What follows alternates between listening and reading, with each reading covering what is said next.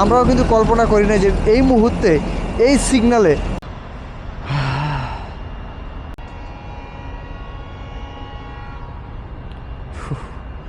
রিস্কটা নেওয়ার কী দরকার। নেভির লোক,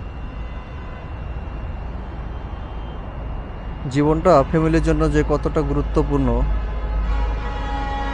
এটা অনেকেই বোঝেন না। দেখেন কি কি দরকার তার এখানে রিস্ক নেওয়ার।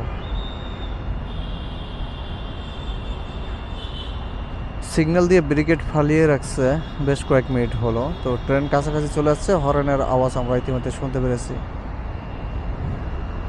হ্যাঁ, ঠিক তেমনটাই, বাম সাইড দিকে ট্রেনটা আসছে।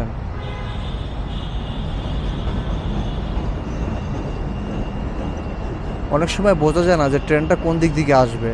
যখন দুদিকে ব্যারিকেড ফেলানো থাকে, যারা সাধারণ পথযাত্রী বা যানবাহন ড্রাইভার রয়েছেন অনেকেই গেস করতে পারেন না যে ট্রেনটা কোন দিকে আসছে, কারণ স্ট্রেট রোড থাকলে ট্রেনটা ক্লিয়ারলি দেখা যায়। যদি আঁকাবাঁকা দেখেন, একটা মজার বিষয় দেখেন, একই সাথে যে দুইটা আপনার, এটা কিন্তু কল্পনার বাইরে ছিল, দুইটি ট্রেন একসাথে ক্রস হবে।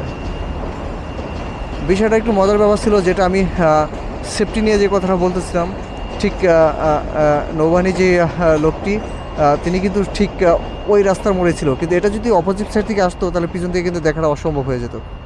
সেক্ষেত্রে দেরিতে ফিরুন, সুস্থ শরীরে ফিরুন, তাড়াহুড়া করবেন না, নিরাপত্তাই জীবনের প্রথম।